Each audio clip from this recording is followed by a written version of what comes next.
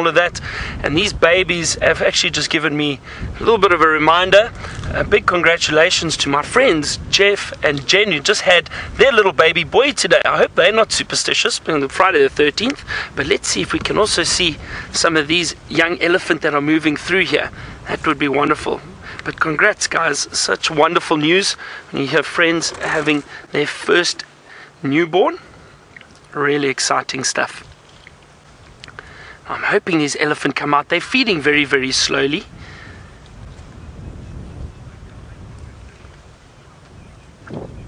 This is so wonderful. I'm so excited. I'm sure all of you who watch regularly know how much I love elephants. I love spending time with them. I'm really, really glad that we got to find this herd.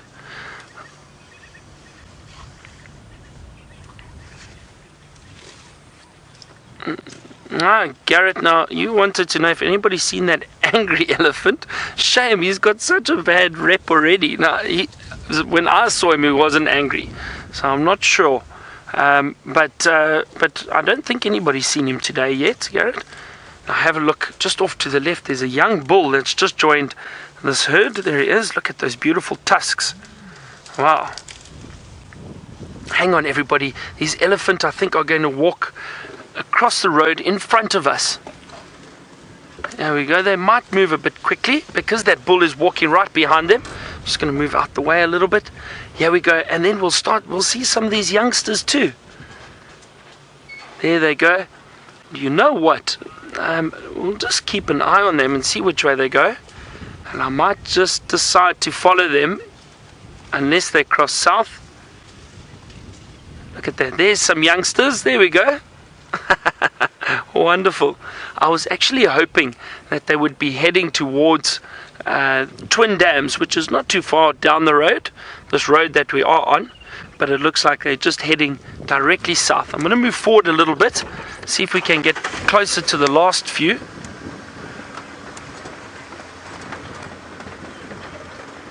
And look at that, there they go. There's still a few coming through. I'm going to switch off and hopefully get a little bit closer to some of them. Wow, there's a beautiful big elephant off to our left. He is massive, everyone. I'm going to try and get you a view of him. This is a huge bull. Wow. Look at this magnificent animal. I missed him actually originally. He was hiding behind some trees. Hard to believe that he can hide behind trees. Let's just sit quietly and watch him and listen to him passing through the trees.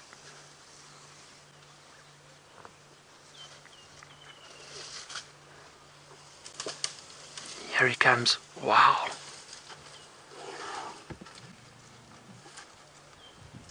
Look at the size of those tusks. That is incredible.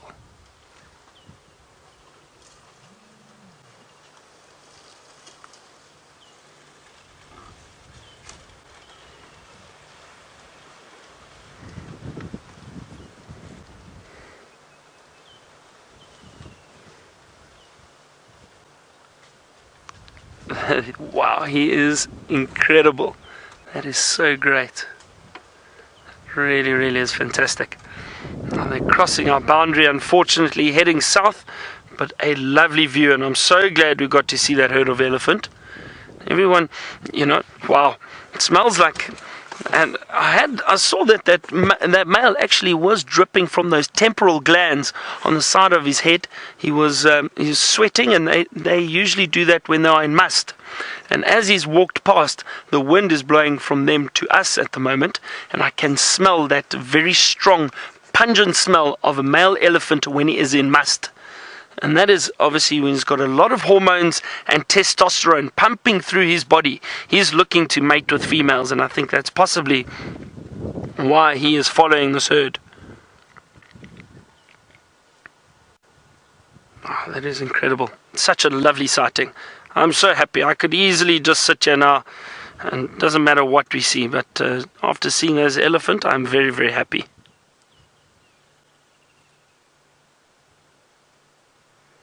Look at him, he's just trailing the herd. That is a huge bull. It's a pity we didn't get him next to some of the others. It would give you a bit of perspective just as to how big he actually is. but he really is huge. Judging by the size of those tusks must have been about that thick. And I mean, it's hard to tell from a distance, but really around that thick. So that was really great. Now, from these really big animals that we just saw, James has got some small ones that he'd like to show you. That, everyone, is an astounding Friday the 13th beetle.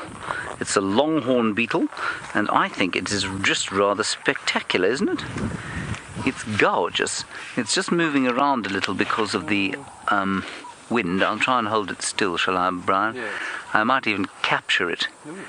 Now that, to me, says aposematic coloration. I mean, it says to me that this thing must be poisonous. It's sitting on a senna patriciana, and senna, I suppose, it does have some toxins, but I don't think huge amount of toxins in it. There are lots and lots of things that eat these sennas, though. There was an assassin bug on one earlier. In fact, we had it in the tent, and then it flew off. And I'm wondering if perhaps there isn't some kind of toxic substance in here that this fellow's eaten to become this wonderful. Well, that's not why he's that colour, but perhaps he's sitting here as a warning. Black and sort of orangish and yellow. I mean, he really is beautiful. But he's also got those sort of chewing mouth parts of all the other longhorns. They normally eat sort of wood and drill into wood. He's on the move, Brian. Oh, be careful. Shall I see if I can catch him? All right. Please don't bite me. Now, just listen. Oh.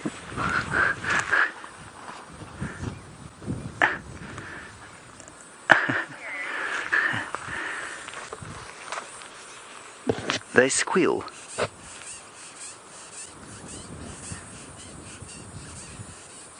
Isn't that cool?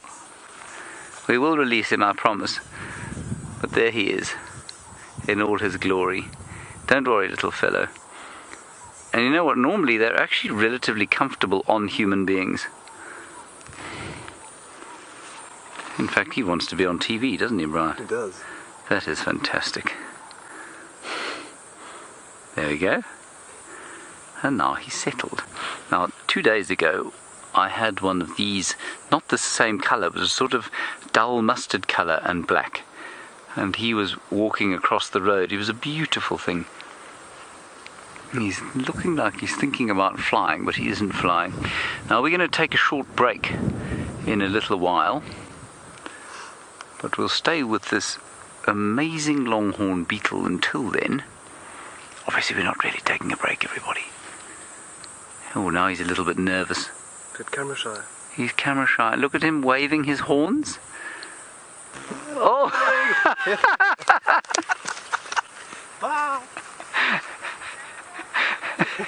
He's gone off over there. That's really sad. I was hoping to try and take a photograph of him when we went off air. Oh well, we might try and find him again. Right, you're going to go away for a short break now. Byron continues to look for leopards, Taylor continues to look for leopards, and I will be continuing to look for grasshoppers. Until then, we will see you very shortly. I haven't timed this very well. You're going away now. Bye-bye.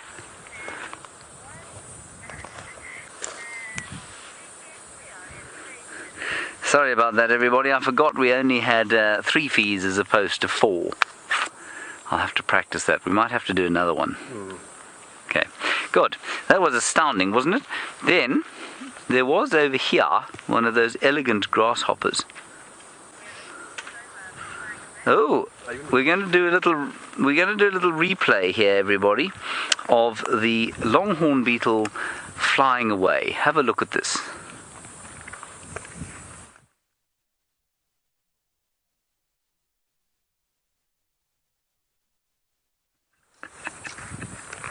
That's called an action replay, which worked a lot better than my advertisement introduction, didn't it, Brian? Yes. Thankfully, that was a practice. Good. Okay. Now, where did the elegant grasshopper go? It went elegantly off through here. Somewhere. Ooh. No. I don't think it's in here. It's moved off. It has decided that on the experience of that longhorn beetle, it does not wish to be around here. Let us continue. That was wonderful, wasn't it? While we search for this thing, let's head across to Taylor. She is apparently on the hunt for Karula, and may she have all the luck in the world.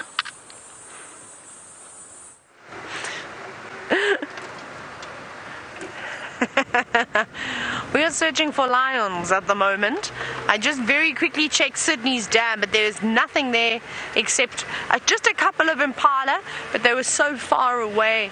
I thought that we better keep carrying on and, well, just checking up in the north for these lions. But Efren was just saying on the Game Drive radio that he's not sure where they are. He says he hasn't seen any tracks. They've moved away, so that's a bit of a mystery. And I hope that they haven't gone too far north. Maybe they've just moved further east and eventually they're going to cross back into the property. So our next thing that we're going to do now is we're going to search some of these sort of roads that are a bit more dense with vegetation. Is because, well, as you know, on these very windy days, the game viewing out on the open plains is unfortunately not that great. So where do the animals go? Well, to these thicker areas. So hopefully we're going to get lucky here. I hope so. I really hope so. But we shall see. Maybe we just have to have a birding afternoon, because the birding seems to always be great. There's something on the road. Can you see that antelope? All the way down there. What are you? Oh, that was so quick. I think it was a common daker. Well, the way that it moved made me think that it was a common daker darting off. Not hanging around in the middle of the road, not even for a couple of seconds. But you can't really blame them though. I think I'd be frightened, just like these, especially the antelope, if I was relying on my hearing and well, it's windy today. I can barely hear what Craig says and he's just sitting behind me. So imagine what it must feel like for them. But that antelope is gone now. Try to search for it. Come on, maybe some zebra. What about some zebra this afternoon? I don't know where they would be, but I wouldn't mind seeing some of those. I keep getting these little flashes every now and then of the lilac-breasted and the European rollers sort of flying off the branches away from us. Maybe we'll catch one. Seems to be a lot of them around here. Well, I hope that this rain comes and goes very quickly so that the wind disappears with it, because there's nothing worse than the wind when you're out on safari. It really is a killer of moods when it comes to searching for, of course, animals. Where are you? But we'll keep looking, we'll keep a positive attitude, and we'll keep searching. Maybe we'll go back past that male lion as well. By the time we go around there, we just, like I said, we're zigzagging on all these roads now.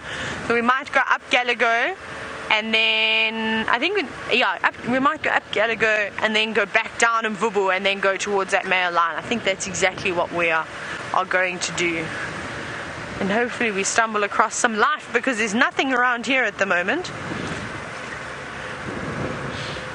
Now, of course, as you know, we're practicing ad breaks today. So in about 30 seconds or so, we are going to be going back towards, well, a TV, of course, in inverted commas. Right, radio, are you ready? Are you ready for this? We're getting there.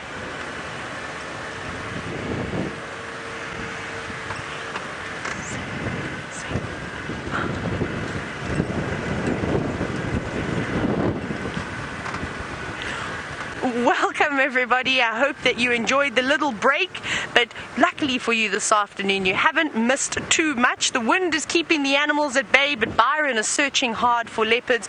We're thinking of going back to that male lion, and well, of course, James is out and about, and I know that he's looking for a beetle called a longhorn, so let's hope, well, that he finds it. But we're just taking a very slow drive at the moment, weaving through some of these drainage systems that are much more dense, so that of course we can find some animals. But hopefully they are going to be around.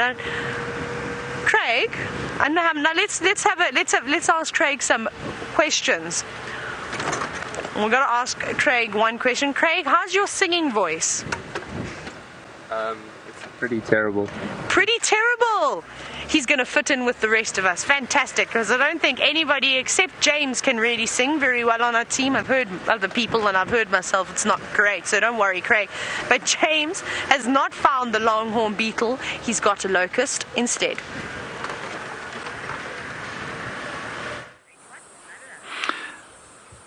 A singing locust, everybody. This is a rain locust, and they make a lovely sound at night. They go tweet, tweet, tweet, tweet, tweet, tweet, tweet, tweet, tweet, tweet, tweet, tweet, tweet, tweet. And I'm not the only one who can sing like that, am I, Brian? No. Join me. All right. Tweet, tweet, tweet, tweet, tweet, tweet, tweet, tweet, tweet, tweet. That's the sound of two rain locusts singing next to each other in a slightly different key. Bleep, bleep. Goodbye. Let's put him back. I do apologise for this madness. I'm not sure where it comes from. I think it's probably from the dead insects that are in the tent, which smell, well, just satanic, really. And that's probably made us a little bit crazy. That's how it goes out here, you know, living in a confined space with mad people. You will eventually go mad yourself. Craig, pretty normal at the moment. He says the right sort of things. Give him a month, he'll be bouncing off the walls like the rest of us, and positively in need of some kind of professional help. Justin, have I ever had a spell put on me? Oh, Justin. A lady has cast a spell on my heart many times.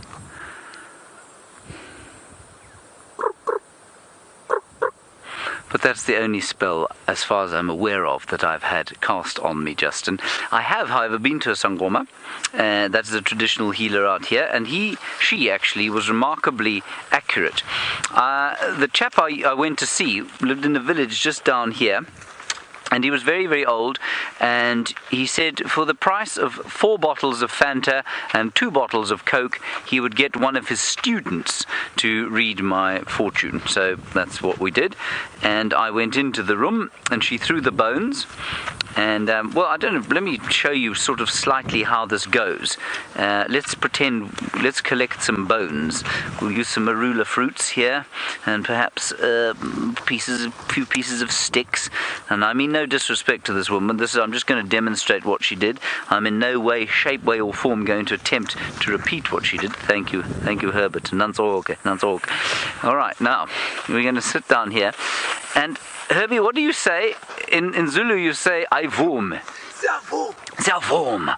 So when she starts to chant like this, she'll shake the bones. And she'll start talking. You go, Savum! Savum! We agree, correct? We agree. Savum! Savum! And then she throws the bones like that. And what can you read, James? Well, I can't read anything from this. But what she read, in fact, from Marula Pips like this, she said there are 2 women in your life. And, oh, that's very auspicious. That landed on the plant. It means that one day I will be in the top of a tree. Anyway, what this woman said was, she pointed out 2 of the Marula Pips. She looked at me, she said, there are 2 women in your life who you know. And she said, one of them, this one, she pointed because one of the things was a bit far away. And she said, one of them lives very far away, and one of them is much closer by to you. And she said to me she thought I should be with the one that was very far away. And at the time of my life, this may have been completely random happenstance, that was the case. There were 2 ladies, and well, the one that was far away turned out to be the better bet. She's now married with a child.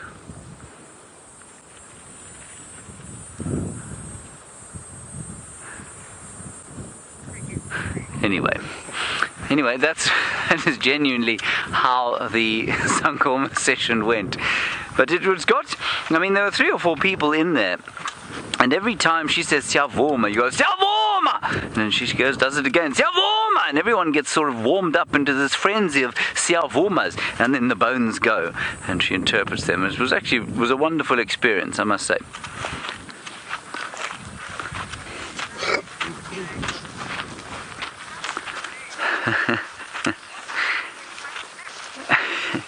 Hello, River Age 9. Now you ask a very good question about the Togolosh, and you say, if the baboon Togolosh tries to steal a child, what happens if the child fights back?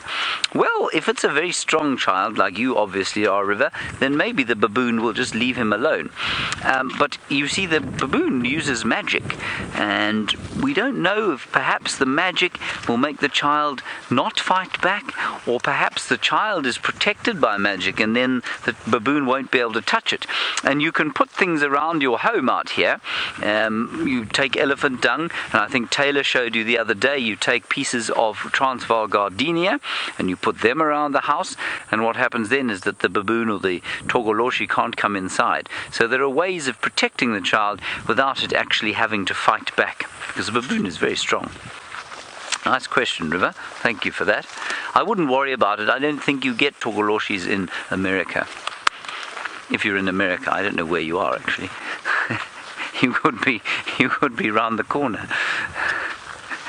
Right, we're going to carry on down through here. I was quite hoping to find that irritated little elephant. Ooh. Have you got him, Brian? I do. It is a gymnogene, or African harrier hawk. And he's just caught up on the wind there.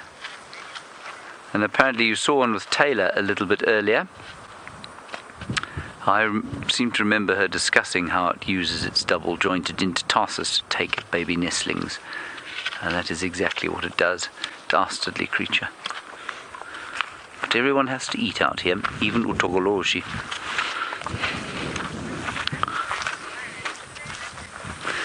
Now we have over here quite an interesting plant growing out of a tree. I'm going to investigate why that happened.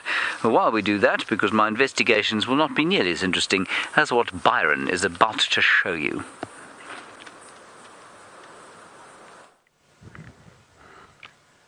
We have got something interesting. Look at this, everyone. On top of that termite mound, can you see those rosettes? It's a young leopard. Wow, our afternoon has really turned. There's a few branches in our way. I'm going to see if I can't get another gap, but that leopard is almost hiding on top of that termite mound. I can't tell who it is now. I think it is one of Karula's cubs. I'm not too sure which one though. I really can't tell from that. It's a bit too far, and even just seeing the back of the ears, it is impossible.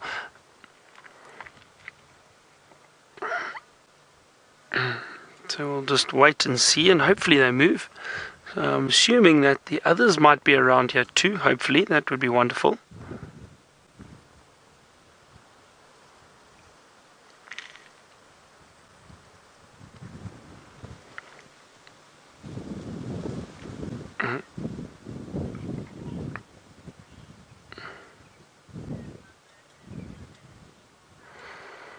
Now a lot of you are asking about that story with the leopard and the brown snake eagle and the mamba. Now, I actually don't know what happened in the end. The clip that I saw, and unfortunately I didn't see it personally, but I just saw the clip of it. And the leopard attacked the black mamba, and it looked almost like she hurt it bad enough that I don't know if she killed it. And like I said, I didn't see the end of the actual clip. I don't know the outcome, but managed to get the snake away from the bird. But the bird was obviously dead, or in the process of dying, because it had been bitten by that black mamba. So very, very interesting. I don't know if the mamba was killed by the leopard or not. I think possibly that mamba would have just got out of there as quickly as possible with that leopard going after it.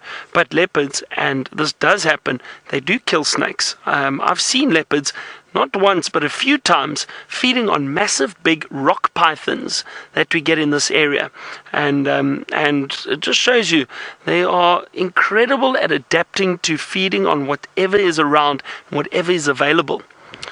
Anyway, let's see if this leopard over here decides to move for us.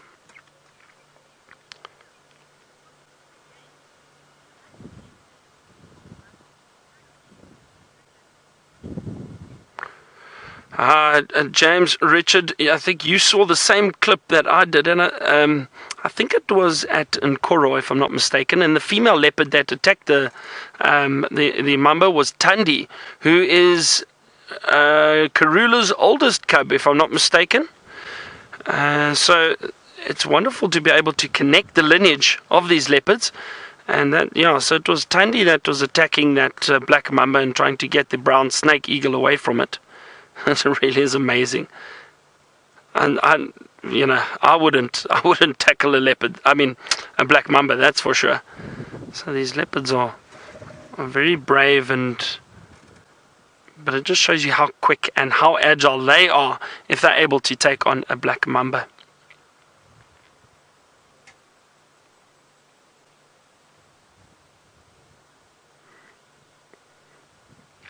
I mean, I don't know the full story. I'm not sure when they actually found that specific sighting.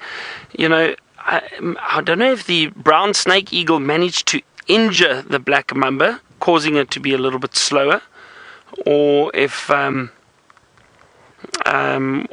was absolutely fine, because I would think that it had to for the black mamba to actually get the eagle. Otherwise, the eagle would have been in the tree. So I'd assume that the eagle came down, tried to grab the snake, and the snake turned out to be a little bit too big for the eagle, and turned and bit it. And that venom of the mamba is so powerful, probably acted very, very quickly. Now I'm just going to have a look. Just seeing, there was another vehicle that was here. Looks like they're moving off. I just want to see if I can't find another little gap for us. We're starting to get a few raindrops at the moment. Now, I'm going to give it a few more minutes. We're getting a few drops, but it's not too bad yet. Let's just wait and see. Hopefully it misses us. What do you think, Dave? Are you okay there still? We might need a rain cover soon, but let's just... Okay, so we're just getting the few drops. We haven't got what the... There we go. Can you get a glimpse through there? Let's just see if we can get one more view of this leopard. There we go. You know what? Is that not a different one? Have a look on the top of the termite mound. It's hard to see now. Let me just move forward. Yeah, they're both there. There's the other one. Can you see on top of the termite mound? So both cubs, what I think are the cubs. I'm just going to... Sorry, I'm moving backwards and forwards here, everyone. But so that's a nice view of that one through there. And let's see. I wonder if we can see the male or female. Oh, looks like a female, but I'm not sure. Anyway, we'll wait and see a little bit. You know what? These drops have stopped, so we can still sit here for a little while.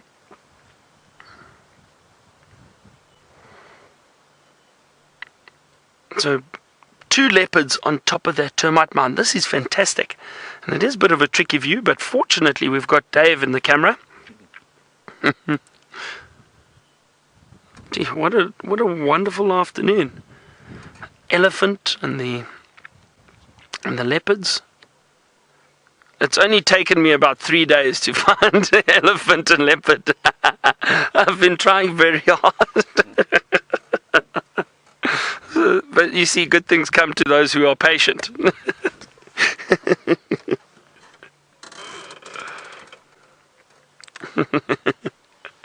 Oh dear. we've got a bit of blue sky above us, so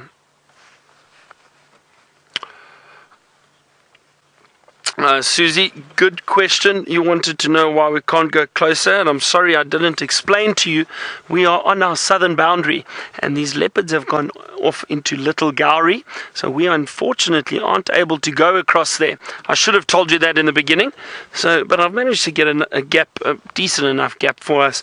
It's also, no, I mean, we could definitely get in there if we were able to, but unfortunately we're not allowed to cross south. I did see one of the landowners as I was approaching the sighting, and I had a bit of a conversation with him. And I told him it was very necessary that we are able to go onto Little Gowrie. We are so fortunate with the traversing that we have already. We have got plenty of space. It just so happens that animals, they move where they want, so it's not always easy.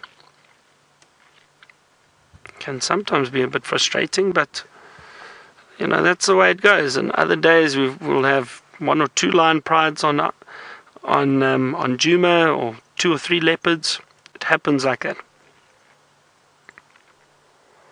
And those leopards look very comfortable on that termite mound.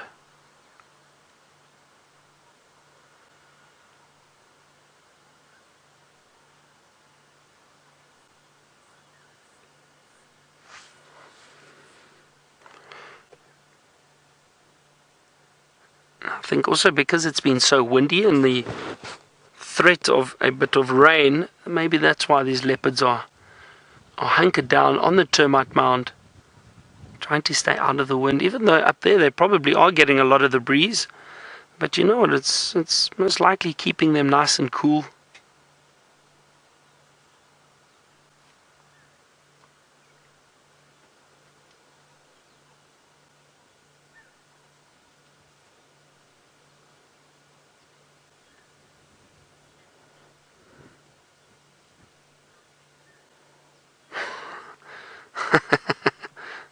Pete, you want to know what would happen if I crossed the boundary?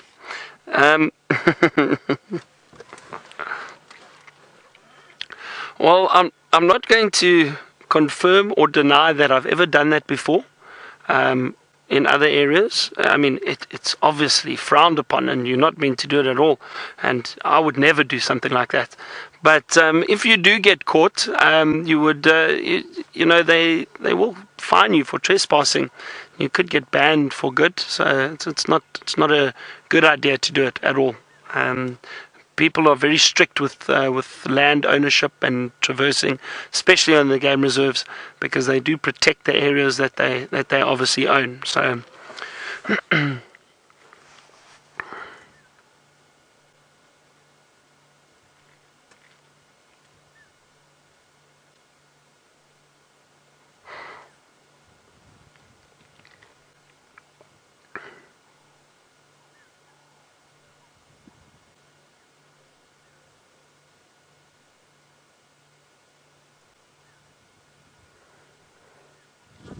now, just listening to my radio, and I know some of you might be wondering where the Nkuhuma Pride is.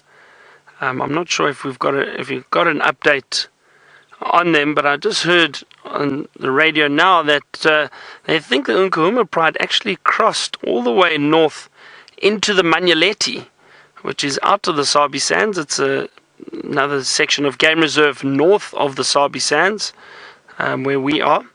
So that's quite far. It's the first time I've heard of them going that far north. Just shows you, I mean, we don't really know I don't really know how big their territory is, but I mean, by the sounds of things, if it extends into the Manyaleti, and we know for a fact they go all the way south down into Little Gowrie, and that's south of us, they do have a very large territory then. So very successful pride. So that's what's happened to the Nkuhuma Pride. But you never know. Tomorrow morning we could wake up and they could be right outside camp. And that's the joy of living out in the bush. You never know what you're going to see.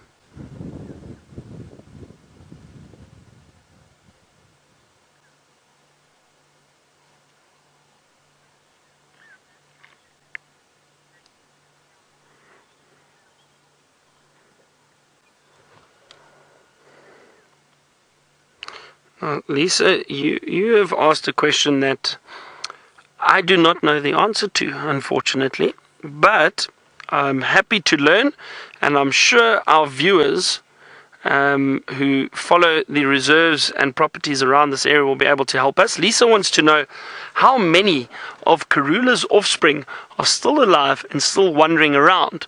Now, if I'm not mistaken, Tandi, Shadow, I think, Shadow one, Tandi, Shadow, these two, Hosanna and Shongile. So that's 4. Then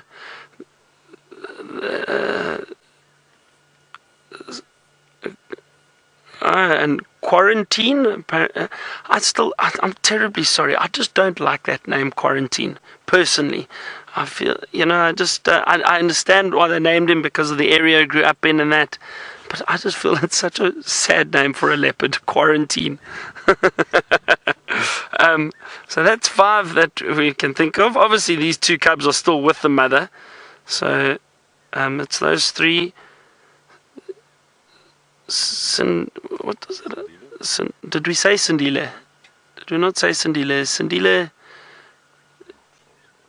is... So, but is Sindile a cub, I wonder? Or a cub of Karula's? All I know is she has been a very, very successful female leopard in this area. To raise so many cubs that have reached maturity and that have formed,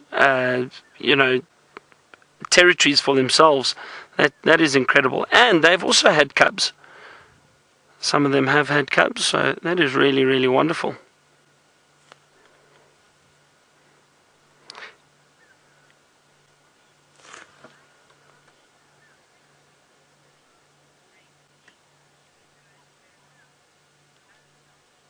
Okay, so Eisenarmy, thank you very much for your comment. You say Karula has 10 living cubs that we know of, or 10 living offspring, and 8 of them we know the whereabouts of.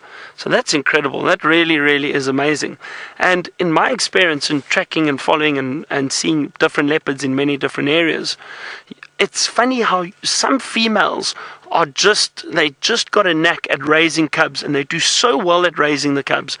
Other females some of them just can't fall pregnant, or if they give birth to the cubs, they often lose the cubs before they reach 3 or 4 months. It has happened. I've seen it before. So it's incredible how nature shifts and changes, and how some animals are just geared for raising cubs and for raising offspring for them to be successful. It's amazing, and some aren't. But I suppose that's nature's way of keeping a balance, isn't it?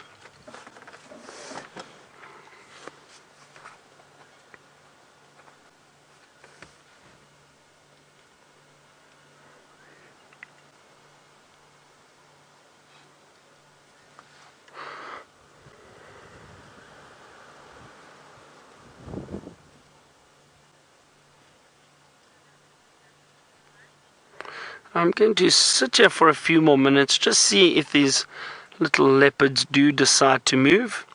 And Taylor's back out on the road. I think she put rain covers on, but she's heading back to that big male lion. Let's go see what it is up to.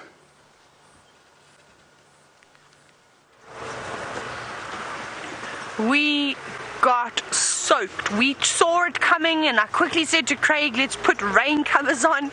And as we got the rain covers on, the rain hit us, and it was so hard. We got caught in this massive downpour that we actually had to go back and put the roof on, because it just, unfortunately, all the equipment would have got damaged. But we are making our way back to this male lion. I think he's still in exactly the same spot, and you can see it's now dripping everywhere, but it's like I'm already wet, so it's not so bad. No, there he is. We're going to find a little gap through here. Now, this of course becomes quite difficult when you've got the roof on, so we have to park strategically with our nose pointing straight towards the lion, so we don't have any bars and things. And we're wrapped up nice and tight. We've got all the sides down to keep Craig nice and warm and keep his camera nice and dry. Let's just see. I'm just going to switch off. Mike is just moving around, so we'll just wait for him to settle. Thank you, Mike. We'll just wait for him to settle down and move out, and then we will make our way in. There we go. Now we can move. Always good to remember to try and move only one vehicle at a time.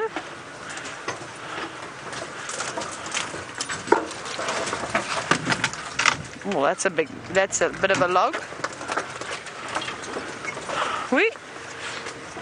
In we go. And then we're going to see he's hiding under the tree now. I will be able to show you in 2 seconds. He's looking at us quite funny. Now I can't see anything, so this is going to be interesting. I hope I don't hit anything. And I'm going to duck down now so you can all see Mr. Nsuku, who is finding this roof very interesting.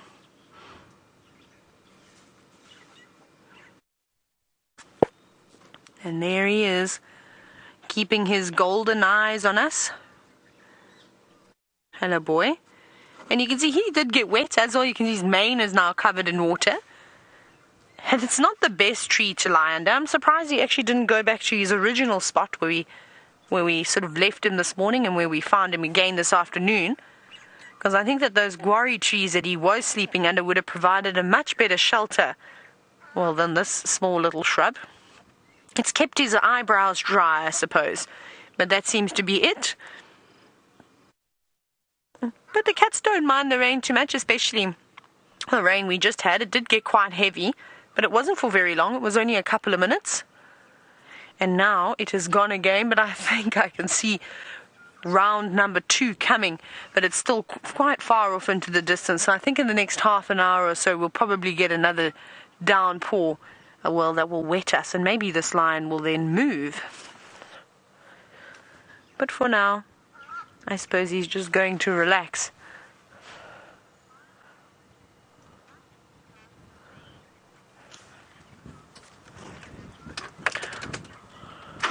What I'm going to do is I'm going to just turn my nose now, because there's some hardy-dars making a noise.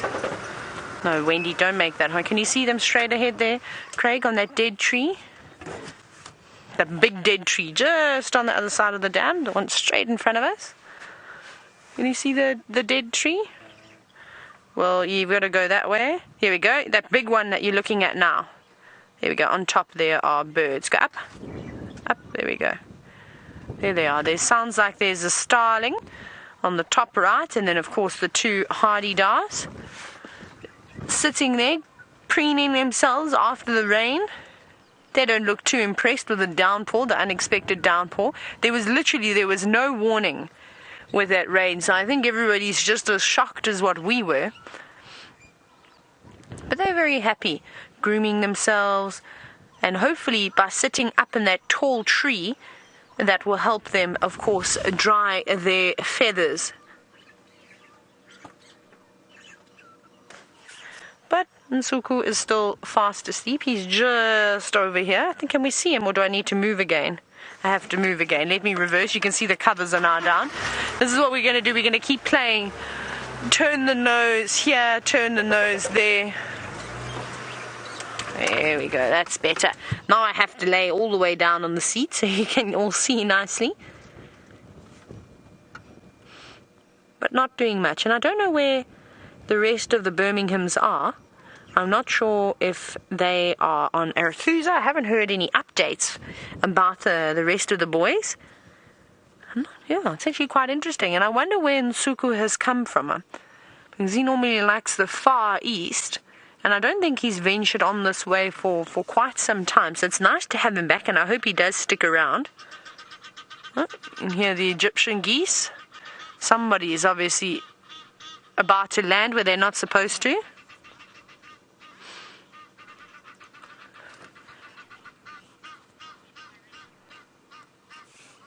Hello, Gremlins General. Now you're wondering if the Majingilans are going to challenge the Birminghams. I don't think so. I think that they're quite happy in their spot where they are at the moment. I don't think that there's any need for them to come up this way. But I think that there will be younger males maybe coming in from the Kruger side that could potentially come through and, of course, chase this big male away. There we go. Sorry, it's very awkward. I don't know how I'm going to sit and look at you without taking my head into the entire screen.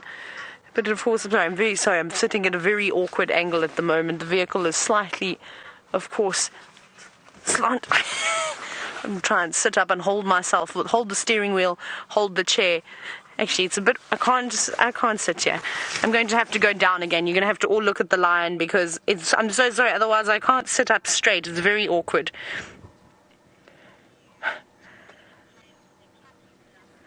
And I don't think he's going to wake up. I think our plan was foiled by coming here, unfortunately.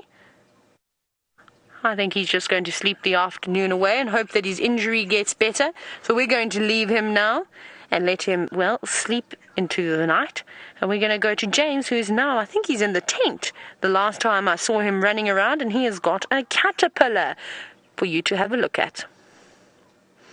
We do have a caterpillar, and we are back in the tent, and we're back in the tent, of course, Brian, because of the Rain! The rain, exactly. Yes. But we're not the only ones that have been rained on. Behold, this caterpillar has got little raindrops on it. Isn't that cute? He's almost as hairy as that lion. And he is hairy for, well, essentially the same reason, for defense.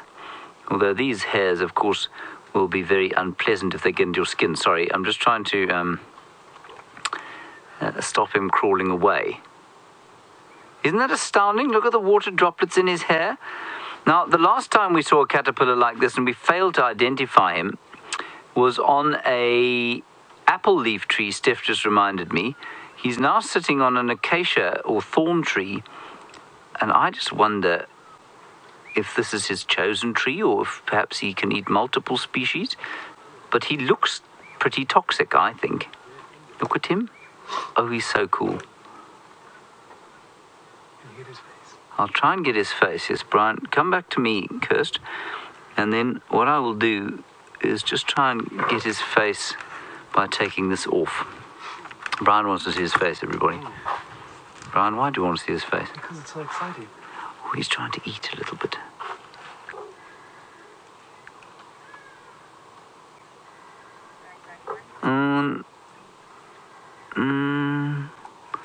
Sorry, everybody. There is his face. That's his moustache. He's now crawling onto my hand. That is utterly terrifying. I'm probably going to itch forevermore. There's his feet. Look into the camera. There you are. No. No, I can't get his face, I'm afraid. Look at him. He's trying desperately to avoid me. Isn't he gorgeous? Peter, I was hoping you really wouldn't ask this question. You say, what butterfly will he turn into? I would absolutely no idea. We tried desperately to find him in the book, but I'm afraid we failed dismally to do so. So I don't know what he's going to become. He might become a poodle, don't you think, Brian? Yep, or a small Labrador. He could become a poodle or a Yorkshire Terrier. I think he's going to become a Yorkshire Terrier. I am obviously being ridiculous. I don't know what he's going to become. He's just too beautiful, though. And we've looked at all the books that we've got. We don't know what he's going to become. And he does. Look, he's eating. He's starting to eat now. Ed, you say he looks like a tiger. He does look like a tiger, doesn't he? Well, now we've answered our question. What he eats? He eats acacia leaves. That is astounding. Well done, Brian. You have succeeded where I have failed horribly. He settled down, and with his ridiculous Yorkshire Terrier ears, he's now... Oh, this is amazing. Oh, no. Oh, no. What happened, Brian? I tried to get too close. Don't get too close, Brian.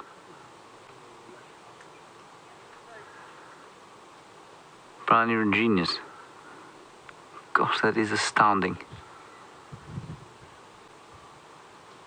Eating away. I'm just trying to put a little bit more light on the subject, shall I, Brian? Does that help? Yeah. There we are.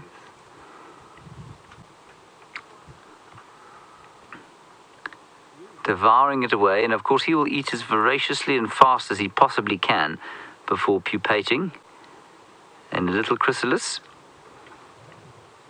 and he will become mush. This hairy Yorkshire Terrier shaped caterpillar will become mush, and from that mush will emerge a butterfly or a moth.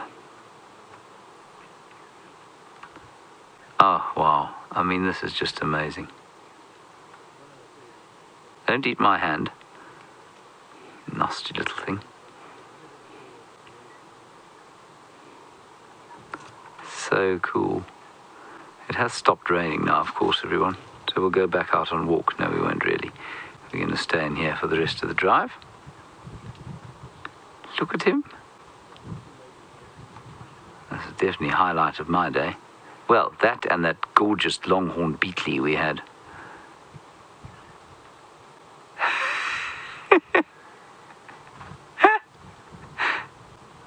He's looking for more to eat, you see.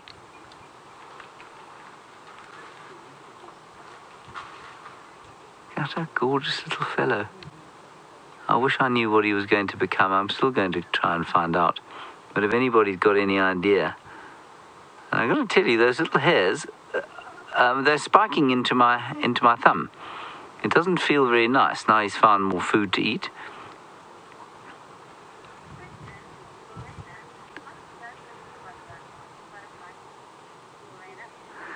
Dulena, I think it is. You say after it does become Lorena, what does it become? Once it becomes a butterfly or moth, what will it eat?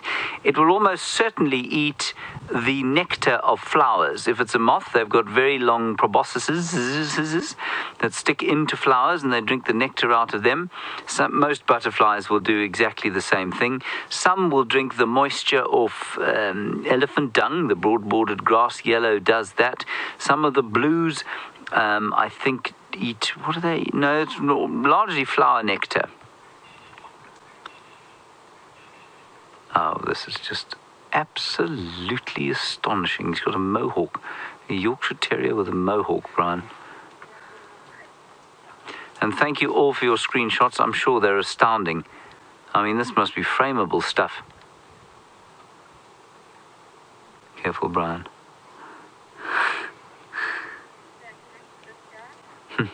Tim, you say you'd rather I didn't freeze him. Tim, I won't freeze him, don't worry. Freezing everybody is a very good way of rendering a caterpillar like this immobile for future use. Look at that. Look at him devouring that leaf. And rendering him immobile for future use would be very, very useful for the TV show. But I won't freeze him because I think there are quite a few of them around. All right, I'm going to continue letting this chap eat his acacia. Byron has managed to find a kitty, but a different kitty from the kitty that you saw before. And now this young leopard just stood up, and this is the young male, Karula's young male cub, and Hosanna. I hope I'm saying it correctly. James will probably shout at me later if I get it wrong. I'm just going to try back up a little bit here. Give me a second. I think I might get a better little gap for you through there. How's that? Oh, there we go. The smallest of gaps, but we can see him beautifully. You can actually see he's got a beautiful thick neck already. I think he just winked at us. That was definitely a wink. I think he was saying well done for finding this gap. But he does appear to have, and I'd love to see the female, so we can just kind of show the difference between the two and compare the two. But he does look like he's already got quite a thick neck and a larger head. Now, unfortunately, everyone, we're starting to get more drizzle where we are at the moment. I'm hoping it just holds off a few more minutes. But you can see actually the weather behind that leopard, little drizzle that is in there. So, yeah, and I think he's still just hiding on there. And probably waiting or looking for a bit of cover until until maybe the female comes and decides to fetch them and take them to a kill. Wouldn't that be nice? Hopefully on our side. We know Karula is a very, very successful hunter. She does very, very well with providing for these two cubs. Now I'm just trying to think. I can't see the female at all. Little Shungile. I cannot see her. She's right on top of that termite mound, but we don't have a clear view of her from where we are now. As you can see, it's very, very thick. But lovely to see both of them nonetheless. I really don't think they are going to move anytime soon.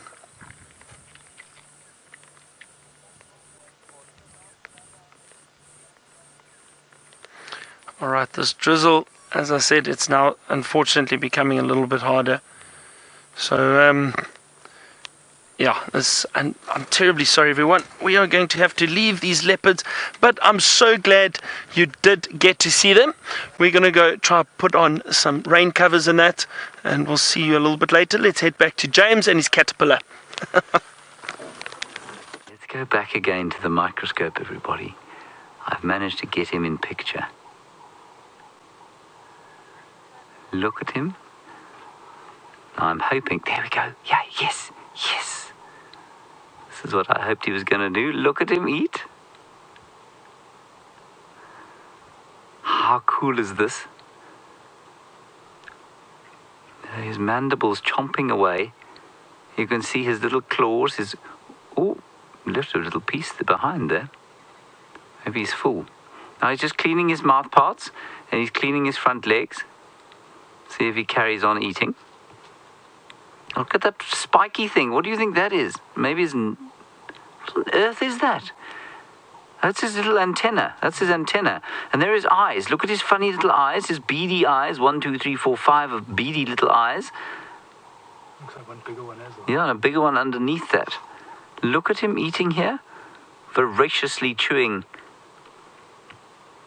And holding on with his 6 legs. Only 6 legs this fellow's got. You can see 4 of them there.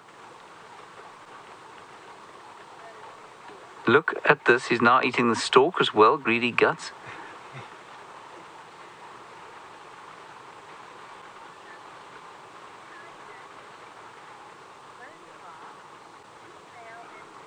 Unbelievable. Omkar, a very good question from you, and I'm going to say no, I don't think so. You say, do male and female butterflies sometimes, at least caterpillars, sometimes look different like the adults? I'll tell you why I don't think that's the case, Omkar. I think that's not the case because, of course, the reason often butterfly adults look different is because one is mimicking other species and one is not.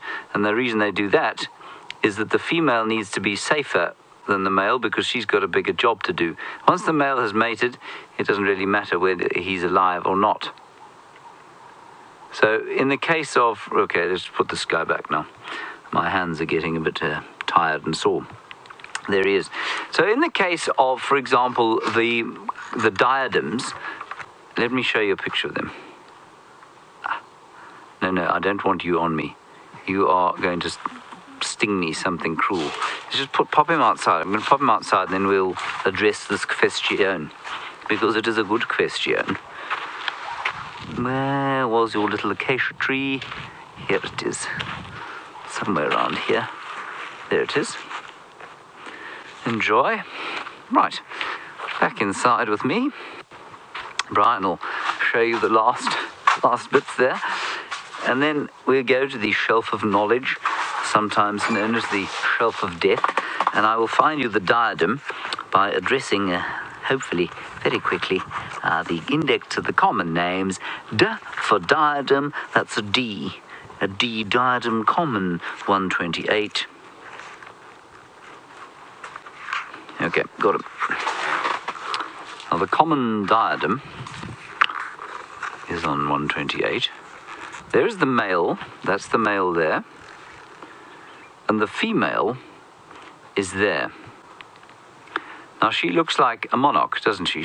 Anybody who's ever seen a monarch butterfly knows that looks what a monarch looks like, except she has no spots on her hind wings. Sometimes they have one spot, sometimes they have no spots. They can be variable.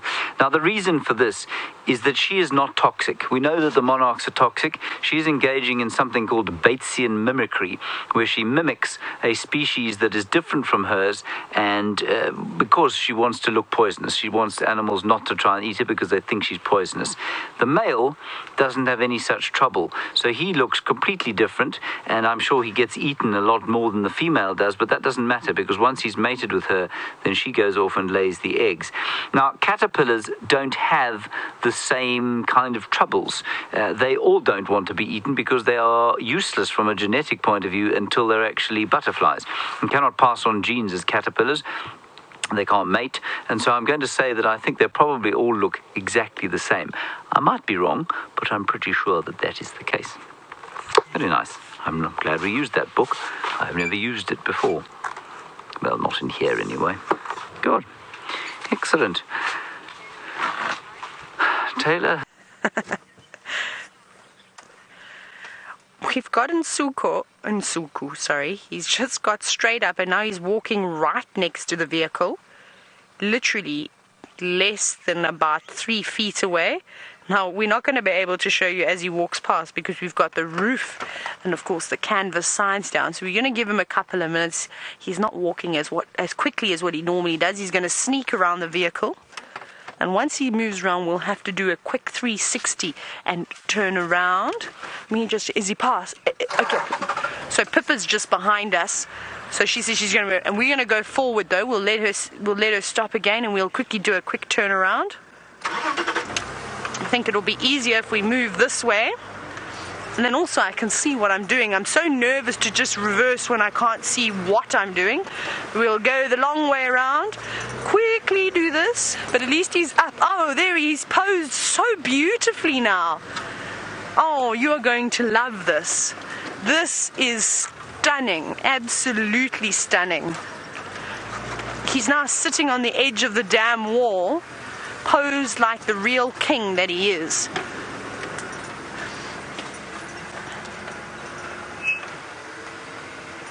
Right, I'm just going to go over here, and we're going to have to, of course, position ourselves nicely.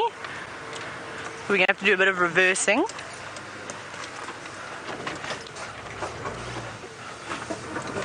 There we go. I'm going to go back a little bit more. I hope there's no trees.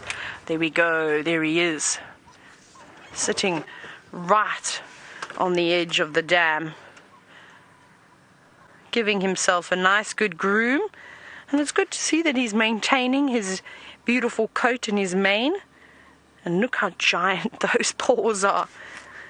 We had a look at them earlier today, but now that he's come out from the open, I really can't believe how massive those paws are. What a beautiful looking lion.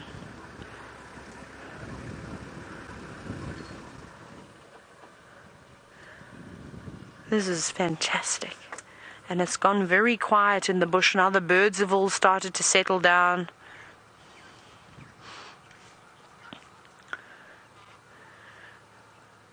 Now, of course, these are all wild animals that are out here. They've got 8.5 million acres of land to roam around on. And now, Mark, you were wondering if any of these animals get sick and injured, would we provide veterinary care? So, no, we wouldn't. We let nature take its course out here. So, even though this male lion has got some form of an injury in his right leg, whether it's in his shoulder or his paw, I suppose we'll never know, unless he decides to speak English and then tell us. But we won't. We'll let nature take its course, like I said, unless it's something like a poaching incident and maybe the animal had survived it, or if it was an injury caused because of human interference, so maybe a snare, piece of wire that could have got caught on an animal from an old fence line or an old trap or something like that, then yes, then we would get the vet out. They would dart the animal, they would remove whatever the case may be, or help where necessary, and then move on again. But something like this, which is natural, it could have been caused by running and maybe standing in an aardvark burrow or something along those lines, an unlevel ground. You know how easy it is to tweak your ankle when you're racing about, especially the speeds at which these lions can get up to. And so we're going to leave him, and I think he'll be fine. It's actually very common to see lions with, of course, injuries on their shoulders and their paws, anything like that, from all of the running around that, of course, they do all the time.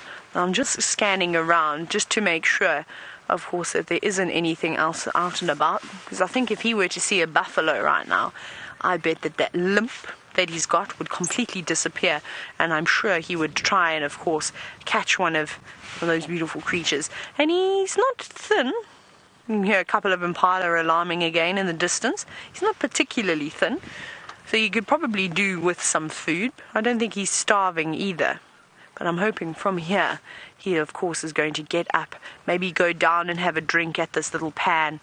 But we'll just keep a close eye on him.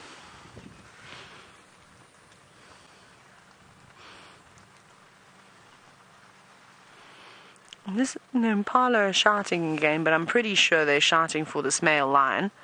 Oh, beautiful. Oh no, I'm back to sleep again.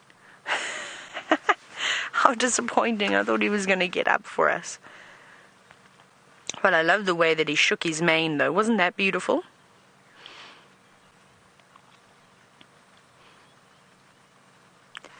And I'm very glad as well, and I'm sure that this male lion is happy too, that the humidity is now gone, because it was horrible today. It was so sticking. Perspiring was not helping at all. Now I wonder what's happened to his eye. You see his left eye? He's got some black sort of marks above it. And I don't know if it's a scar or what that is. A little bit far to see. No, I don't know what that is on his eye. It could be an old scar. Is that as far as we can zoom, Craig? Just want to see if we can maybe zoom in a little bit more. Here we go. That's a much better look. It looks, yeah, maybe that could be claw marks. I think you can see that there were two little scratches, and I think he's had a swipe to the face, and I think that is what has caused those injuries above his eye. And that's a typical spot for a lion to, of course, get hit, is right in the face, and often by the females. But when the males fight, of course, they get a couple of paws to the face too. But he'll be fine. They are such strong animals.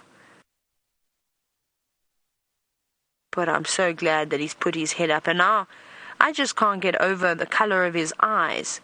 He really is a beautiful lion. Really, really, really beautiful.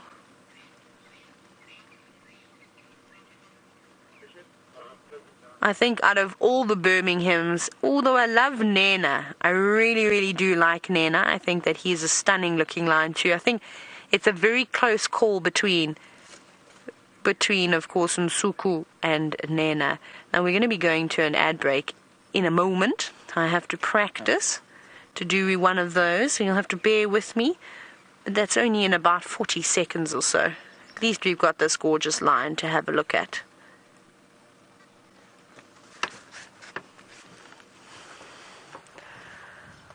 Isn't this just lovely? Just sitting here, staring at this lion. As the rain is pitter-pattering down. Ooh, but the clouds are rolling in. They're still coming in hot and fast. My goodness. Have a look at the clouds. Look how quickly they're coming in. Right, we're going to be heading off to an ad break. Don't go anywhere. I'm going to stay with this lion. Who knows what Byron's going to find? James is in the tent. We will see you in a moment.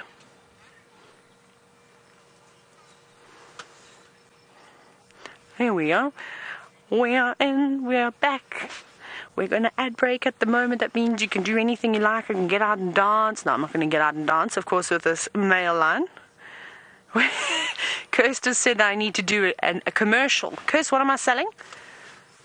Give me something to sell. Should we sell lion hairspray? What does that sound like, Craig? Who's next to you? Okay, right.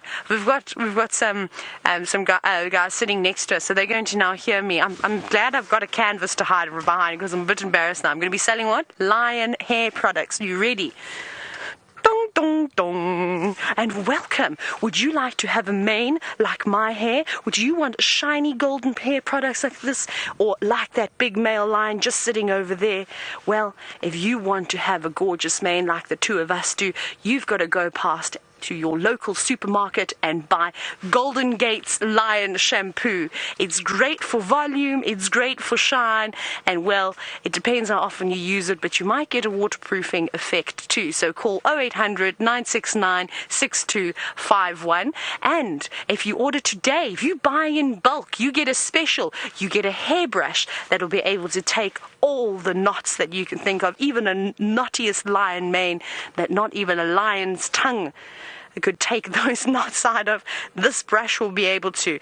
Now, I can't remember that number again, but you heard it the first time, so you better get calling. And it's a once-off special only, and it ends in 1 hour. There we go. And that's why I do this and I'm not in sales, because I'm terrible. And Kirst really put me on the spot, and I didn't quite know what to say. Should we ask next door, were any of you interested in that product? Yeah, that was a good sound. They're all having a good laugh at me there. I managed to sell 5 bottles of shampoo though. Oh, we might give her the number again. Oh, I don't know. I thought that was going to be a bit cheeky of me giving that number out and then not remembering it. But we will try and sit with this lion for a little bit longer. Hopefully he's going to wake up.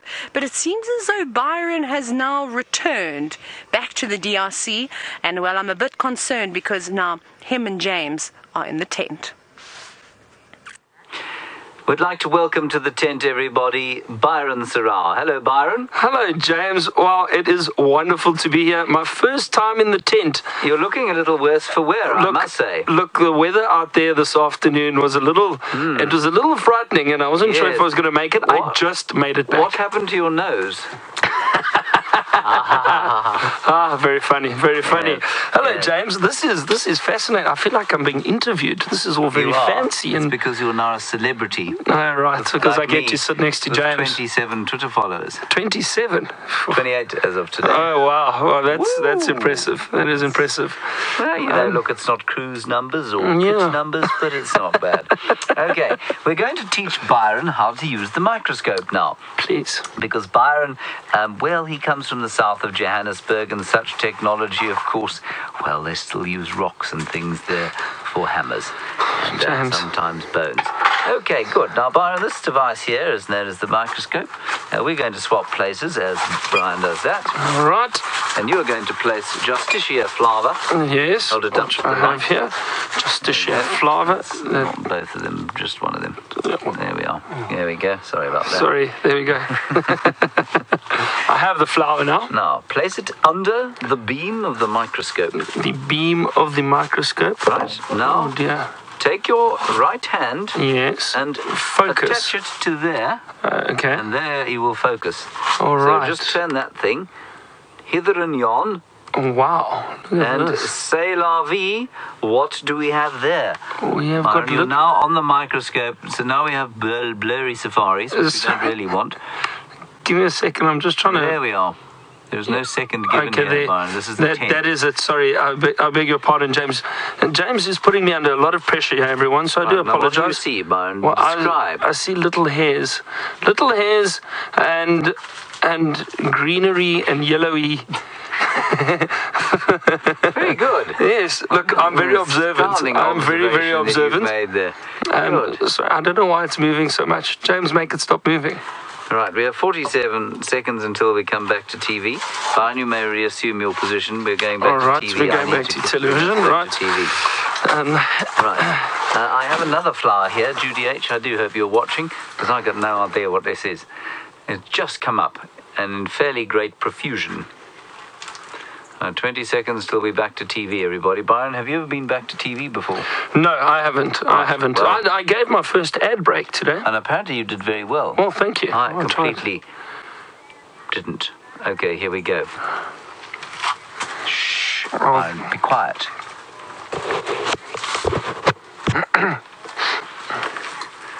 Welcome back, everybody, to Safari Live, brought to you from a rainy Kruger National Park. My name is James Henry. On my right-hand side, left-hand side, that is. That's left-hand side. Byron Sarau of the south of Johannesburg. So Hello, everyone. Excuse him. And still out braving the weather, Taylor McCurdy with the male lion, Nsuku, the golden one. Hashtag Safari Live is how you ask us any questions that you'd like to. Be very good to hear from you. And that's the end of our introduction. We can carry on now. Let's have a look at this flower under the microscope, simply because I don't actually know what it is. And I'm hoping that someone will be able to find it for us. Right, let's go down a bit. Byron, this is advanced microscope handling. Are you watching? I see. I see you that. can do a course on this. It's called AMH, the Advanced Microscope Handling course. It's Fugasso accredited. Is it? Ask Okay. your father. Oh, dear. There we are. Look at that. Now, what we have here are petals and I think what we call bracts. Now, the bracts are the things that look like leaves. So I would say that those two big yellow things are bracts, and the petals, probably the little yellow ones inside. I've forgotten this biology. I would have gone. That's what we've got here. The big yellow ones are petals, James, clearly. Would you have said that, Byron? It's best that you don't speak now. Not during the advanced microscope handling. Let's just have a little look around, because so often when we do this, we find various insects living on these things. This is now blurry safaris. Sorry, Byron. Cast aspersions on you, and now I'm doing the same thing. Mm-hmm. Many hairs.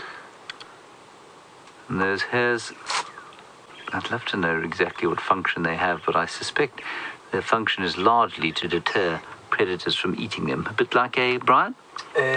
Cling peach. Pineapple. Yes, and a cling peach. Okay, back to us. Let's have a couple of questions here. Byron, I'm going to feed you a question. This one comes from Brian Thompson. Brian would like to know if we would like to be guides in other parts of the world, for example, and I quote here, the United States of America or Scotland. Brian, no. Fortunately. Well, there we are then. Moving on. Moving on. So, no, Brian, fortunately, I still take people out on safari, as some of you know already. But I mainly deal in Africa. And Africa is my home. It's in my blood. And I don't think I could guide anywhere else, to be honest. I'd love to see the other places, don't get me wrong. But not guiding, I don't think. James? Not Scotland, even. Well, there's some places in Scotland I would love to visit. Yes, that they make apple juice. They make apple juice. They distill apple juice, which I would love to go and visit those places. Fair enough. Brian, you make actually a very interesting point, and I mean, certainly it is the Safari Live vision to be doing this from other countries. I'm not entirely sure that Scotland is ever going to be one of those countries. I mean, I suppose we could look for the Loch Ness Monster, the odd stag we could try and find. I've no doubt there are many midges and clegs, which of course are biting flies. And while I've been to Scotland and find it very delightful, I'm not sure that the wildlife is quite up to what it is perhaps in the United States. So the US is very interesting to me, as is India. The US, for some reason, you've seen all the safari vehicles around on these drives. The US has got astounding wildlife, and yet they don't have a setup like we have here. If you go to Yellowstone, you can see bears, you can see wolves, you can see any number of deer and elk species. I'm not sure how many of each you can see. You can see cougars, perhaps. You can see 2 different species of bears, and you can see bison. So, I mean, there's basically an American Big Five if you want to go there. So this sort of thing from there, I imagine, would be fascinating to do. Then if you go to a place like India, for example, you've got tigers, leopards, wolves, wild dogs, elephants, any number of deer species, foxes, jackals, all in one reserve. So I mean, it's from a wildlife diversity point of view, it's absolutely astounding. So hopefully, and rhino actually. So hopefully we'll be able to bring you those sorts of wildlife highlights. South America, obviously enormous highlights with the jaguar and various other things there. So yeah, Brian, I mean, I would love to do this from various parts of the world. Again, I'm just trying to picture what we'd do sitting on the Kulin Hills, for example, of Skye, other than get very cold and very frustrated. Right, Taylor is still with their lion. Let's head back there. We'll try and find you something else in the interim.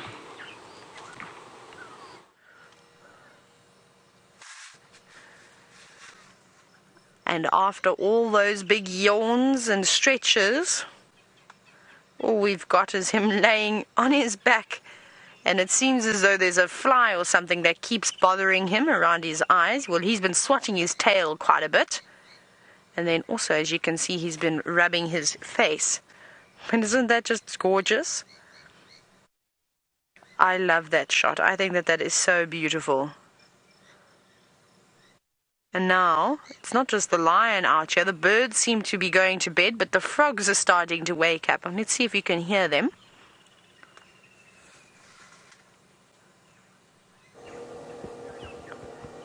Now, of course, as I say that, all you can hear... There we go, there they're calling. Sounds like it's maybe foam nest frogs that are making all that ruckus.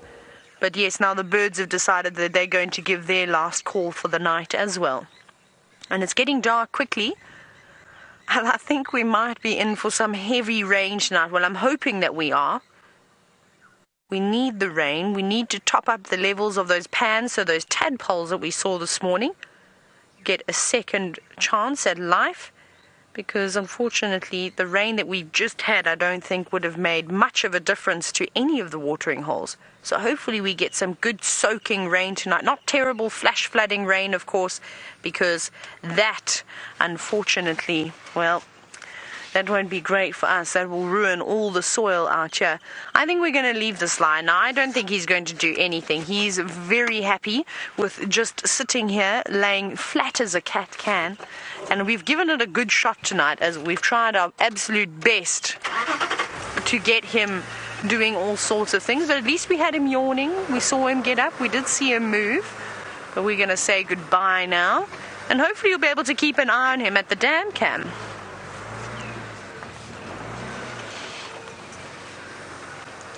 Oh, I can go straight out here.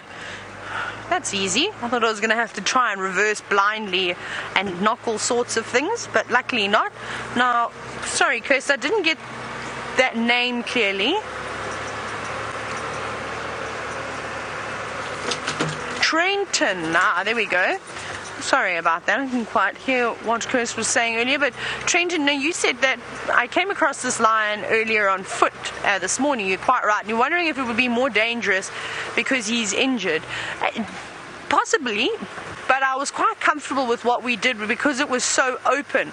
If I had gone, and it was, say, in this drainage system where it's very, very thick at the moment, if I'd gone and done something silly like that, or even if, say, we were walking, we had no idea that he was in there and we bumped him, and it was in a very narrow corridor with lots of thick vegetation around, then definitely he would have a negative reaction to us, and he might maybe charge us more so than what he would if he didn't have any injury. But he was quite alright. He sort of stood up, he looked at us this morning. We were quite far away from him. Like I said, there was lots of space. There was no need to try and hide away from him, because as we were walking towards him, we had the wind in our favor, and then it swirled and completely changed, and then the wind blew our scent straight down towards him when we were stuck. And it was almost immediately, once that wind had changed, that he stood up, and he then noticed us, of course, because before that he didn't know we were even there. And then he got up and very slowly walked towards that shady spot where we first found him this afternoon, and he hadn't moved until now.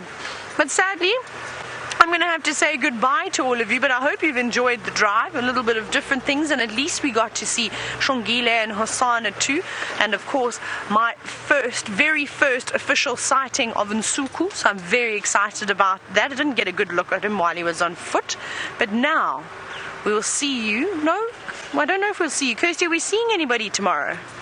morning? I don't know. No. And it's a private rehearsal tomorrow morning, remember, so we won't see you tomorrow, but we'll see you in the afternoon again. So we hope that you have a great day. But for myself and Craig, it's been wonderful. But let's go back across now to James and Byron, who are still in the tent. Hello, Lily. You wanted to know if we shouldn't just wrestle to get over our differences. Say sorry. I'm sorry. Okay. I'm sorry, Byron. All right, that's settled in.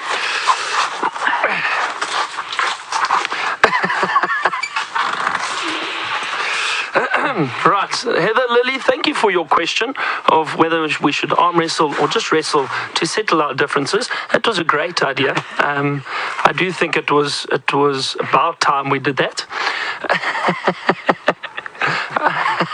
Thank you very much. Now, in line with that question, and in the same sort of spirit of the question, Mars 201, I don't know in what context you asked this, but you said if a human being was, let me just get this right, would you let nature take its course if a tourist got attacked by an animal? Look, the temptation for some tourists would be absolutely to let nature take its course, but in general, no, we would apply very basic first aid. No, James, no. You see, our job is to protect the tourists and look after them when we're on safari. So, yes, we would definitely intervene and we would help everybody. Don't listen to James. I have definitely met some tourists that I wouldn't help. Yeah. No, okay. Yes. Mars, I think there. you're obviously asking that question in the context of the fact that that lion is injured, and I'm sure those questions have come up during the course of the day as to whether or not we would interfere with an injured animal like that, and the answer is no, we wouldn't, because it was probably hurt by a lion, wasn't hurt by a human being, and so we'd probably leave it alone. And that's how it goes. That is the Sabi Sand non-interference policy. It's a discussion we have often. It's a discussion that I really particularly enjoy, because where do you draw the line? And many of you have come up with the conclusion, you've said, but you put water out for the animals, so why wouldn't you help them with the disease? So, for us to say that we don't have any interference at all here when we drive past all these dams and artificial water points, well, clearly it's absolute nonsense. But as far as the animals go, we try to have as little effect as possible, and that is 90% of the time it ends in tragedy. The one time that it hasn't, interestingly, has been with Sindile, who came back and seems to have acclimatized back to this area quite successfully. Byron, do you have any comments on this particular I thing? agree. I mean, to be honest, I really do not. I've never taken or agreed with the policy of interfering. And I've been guiding many areas, and a lot of national parks where, you don't really have as many vehicles around, and if animals get injured, you might not even know about it. It's nature's way of keeping a balance, and I think it's very important. Yes, within the greater Kruger area, there are the water holes and so on, which have been introduced. But I think that was to kind of balance the fact that fences were put up, not only to protect the animals, but also to protect the people outside of the game reserve. So there is that aspect, but I think in terms of animals being injured by other animals, that is purely nature's way. So I don't believe in interfering, unless obviously we as people or as human beings then cause the injury, then we would definitely interfere. Thank you very much. Pleasure. Thank you very much. Now, our last question we're quickly going to answer, which was, I quite like this one, Simon. We were discussing lethality with the little kids earlier, and I said a mosquito was the most lethal thing out here, and you said, are human beings not more lethal than mosquitoes? And I suppose absolutely they are. We know that, and you can't tell children that, though, Simon. I mean, they'll feel dreadful about themselves. It's okay we feel terrible about ourselves, but we want children to grow up positive and happy. Imagine I'd said to those children, you are the most lethal thing in the world.